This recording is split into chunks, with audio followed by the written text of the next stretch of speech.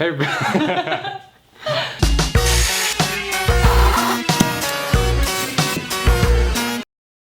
everybody, I'm Weston. And I'm Rachel. And we're going to show you how to make these really cool burnt wood geometric planters. We made these two last year, and just through trial and error we kind of figured out what to do and what not to do. So we are going to show you guys how. Alright, the tools and supplies we're going to use to make these planters are a piece of wood. This is a 6x4 piece of wood. You can get this at any hardware store, or you can go to a construction site like we did and we talked to the crew and they just had an extra piece lying around that they weren't going to use. You're also going to need a circular saw. We're going to use this to cut the piece of wood and also cut the angles in the wood. We're going to use a drill and also some hole saws to cut the hole. You're also going to need a propane torch, some wire brushes, beeswax for finishing, and of course your plants.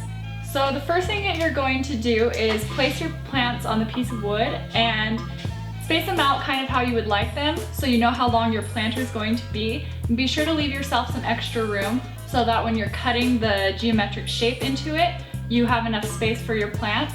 And be sure to trace around your plants so that you don't end up over cutting and cutting into that little hole where your plant will be. Now that we've got everything marked out and our line drawn for the cut, we're going to use our circular saw or your chop saw or whatever you have handy to cut this piece of wood. And don't forget to pull up your hair and put on your safety glasses.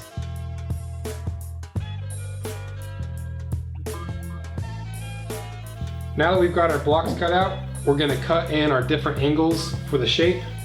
So there's a few different ways you can do it. I'm going to use a circular saw to cut in my angles. Rachel's going to use the belt sander to do hers. And if you don't have either of those pieces of equipment, you can use just a regular wood saw and cut it in manually. If you are using the circular saw, just remember to be careful, because a lot of times when you're cutting with weird angles, you can end up catching an edge and kicking back the blade, so just be careful. Now that we've finished cutting all of the angles into the planter, the hard part is over, and now we just need to use this hole saw to cut out the places where we're going to put the plants. Now when you're using these hole saw bits, it makes it pretty easy because it's got a center drill bit. You just line that up with your center hole and start drilling until it bottoms out. Then you just take a screwdriver, put it in the center hole, work it back and forth until it starts to come loose, and then put it on the outside and then pop it off. And you just have to be careful, because if you put too much pressure on that sidewall, you can end up breaking through and ruining your project. There's deeper drill bits available, so you don't have to do it 2 or 3 times like I did, but we went the cheap route and just went to Harbor Freight and got some really shallow ones.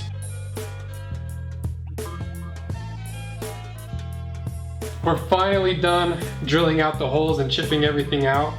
Rachel's turned out way better than mine. And now, because succulents don't like to sit in water, we're going to drill some drainage holes at the bottom so that when you water your plants, the water will have somewhere to go out. If you're going to put your plant in a place where you don't want any water leaking out occasionally, you can also put some gravel in the bottom and not drill the hole and just water a little bit less.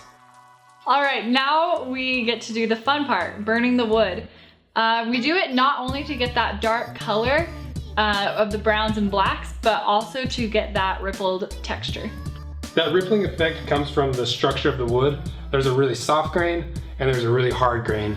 And when you burn it, the soft grain burns a lot faster and turns to ash, and the hard grain stays pretty solid. And so when you brush it with a wire brush, all that soft grain material just brushes away and the hard grain stays where it's at. We burned and wire brushed ours 3 or 4 different times. I did mine 3 times, Rachel did hers 4 times. The more times you burn and brush it, the more deep the grooves are going to be. The fewer times you do it, the more shallow they're going to be. So it just kind of depends on what style you're going for. Now that we've finished burning and wire brushing our planters, we're going to take the beeswax and just kind of rub it into the wood. The wood is still warm from burning it, so it should melt the wax, but if it's still a little bit hard, just keep working at it. And you can even take a canvas cloth and just make sure to finish and get it in all the grooves. Now for mine, because I have so much more area to cover, I'm going to use a torch to heat up the wood and then use this big stick of wax to just come in behind it and melt it into the wood as I go along.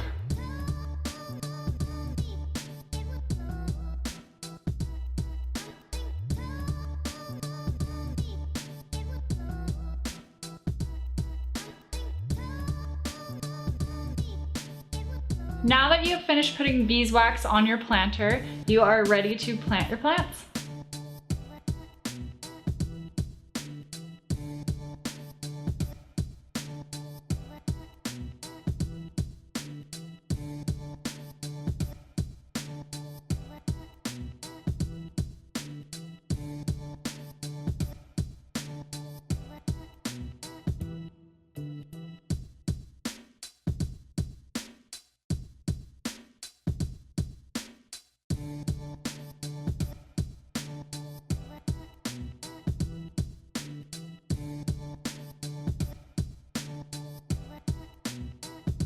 As you can see, the planter turned out pretty good.